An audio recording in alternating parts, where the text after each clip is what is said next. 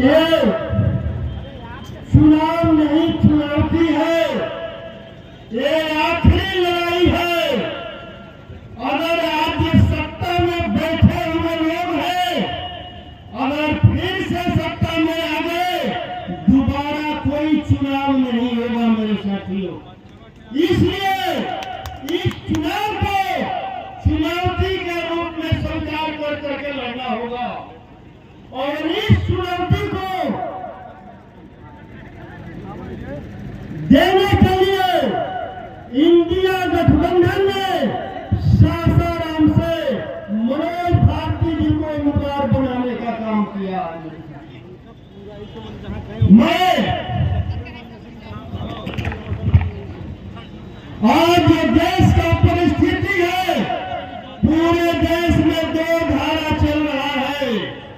एक धारा में संविधान को बचाने वाले लोग खड़े हैं और दूसरे धारा में संविधान को मिटाने वाले लोग खड़े हैं।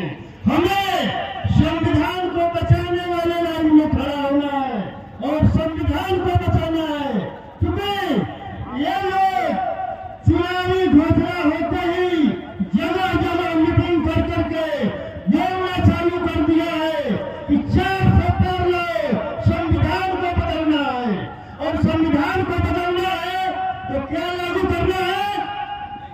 मैं आप लोगों से पूछना चाहता हूं, अगर ये संविधान हटाएंगे तो क्या लागू करेंगे? मनुस्मृति लागू करेंगे। क्या मनुस्मृति में चुनाव लड़ने का अधिकार है, वोट देने का अधिकार है? तो मैं कहना चाह रहा हूं, आज इस भारतवर्ष में जो बुद्ध का भारत है, जो ज्योतिबा फुले, सम्राट अशोक, सावित्रीबाई फुले, बाबा भीमराव अम्बेडकर का भारत है, ये भारत आज खतरे में है। अगर संविधान खतरे में है तो हमारे पूर्वजों का इतिहास खतरे में है। मैं पूछना चाहता हूं आप लोगों से, क्या सम्राट अशोक, गौतम बुद्ध, ज्योतिबा फुले, सावित्रीबाई फुले, बाबा भीमराव अम्बेडकर का इतिहास को, विरासत को बचाने के लिए आप लोग तैयार हैं? बचाने के लिए आप लोग तैयार हैं? एक बार जोर में हाथ उठाइए। तैयार हैं आप लोग बचाने के लिए? तो इस विरासत को बचाने के लिए हमारे बीच मनोज भारती जी आए हैं, उनको जिम्मेदारी देने के लिए आप लोग तैयार हैं? उठाइए हाथ। तैयार है मनोज भारती जी को सासाराम लोकसभा से विरासत को बचाने के लिए, संविधान को बचाने के लिए जिम्मेदारी दे दिया जाए, जिम्मेदारी दे दिया जाए उनको। तैयार है आप लोग? तो आप लोगों के कहने पर मैं मनोज भारती जी को सासाराम से संविधान और बुद्ध, सम्राट अशोक, ज्योतिबा फुले, सावित्रीबाई फुले, बाबा भीमराव अम्बेडकर के विरासत को बचाने का जिम्मेदारी आप लोगों की तरफ से मैं मनोज भारती जी को दे रहा हूं। अब इस जिम्मेदारी का निर्वहन मनोज भारती जी जीत कर पार्लियामेंट में जाएंगे और संविधान को बचाने का काम करेंगे। आपके बच्चों का कलम और किताब को बचाने का काम करेंगे। नरेंद्र मोदी जी कहते हैं कि अगर अम्बेडकर भी होते तो संविधान को नहीं खत्म कर सकते हैं और जब तक मैं रहूंगा तब तक संविधान खत्म नहीं होगा। आप गलत क्यों बोल रहे हैं भाई? आप जिस दल में हैं उस दल का संविधान है कि हमारा संविधान बाबा साहब का संविधान नहीं है। हमारा संविधान गुलवर्कर का, सपनों का भारत, मनुस्मृति है। आप यह बोलिए ना कि अगर गुलवर्कर भी होते तो बाबा साहब का संविधान खत्म नहीं कर सकते हैं, खत्म नहीं कर सकते हैं।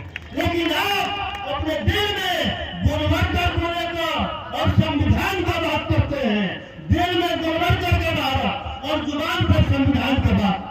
अगर संविधान आप समाप्त नहीं करना चाहते हैं तो संविधान में बदलाव करके बाबा साहब का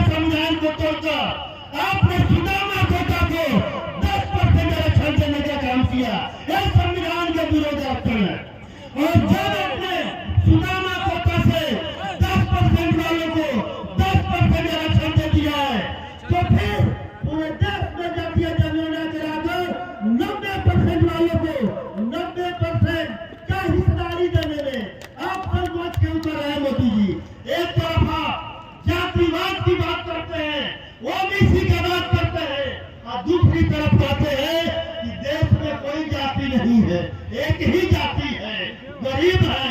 आप गरीब के थाली से रोटी छीन रहे हैं और गरीबों का बात करते हैं।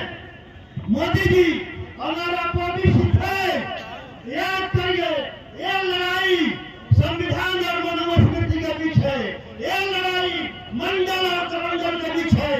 90 में जब ओबीसी के लिए मंडल आयोग का 2 सिफारिश लागू हुआ था, उस सिफारिश के विरोध में अडवाणी जी ने जो कमंडल लेकर चला था, उस कमंडल का संयोजक कौन था पता है आप लोगों को? उस कमंडल का संयोजक कौन था?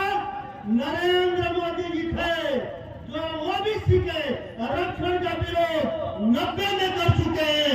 उनसे आप क्या आशा रखते हैं कि अभी जो मंडल आयोग का 38 सिफारिश बाकी है वो लागू कर देंगे?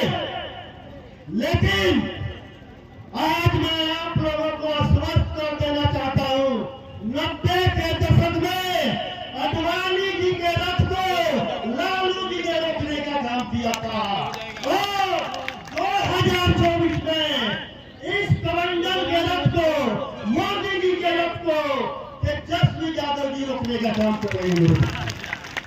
और पूरे बिहार की जनता को तेजस्वी यादव जी पर भरोसा है, क्योंकि उन्होंने 2020 के चुनाव में कहा था कि अगर मेरा सरकार बनता है, मैं मुख्यमंत्री बनता हूं, पहली कैबिनेट के बैठक में पहली कलम से 10 लाख बिहार के रोजगारों को, बेरोजगारों को सरकारी नौकरी देने का काम करूंगा।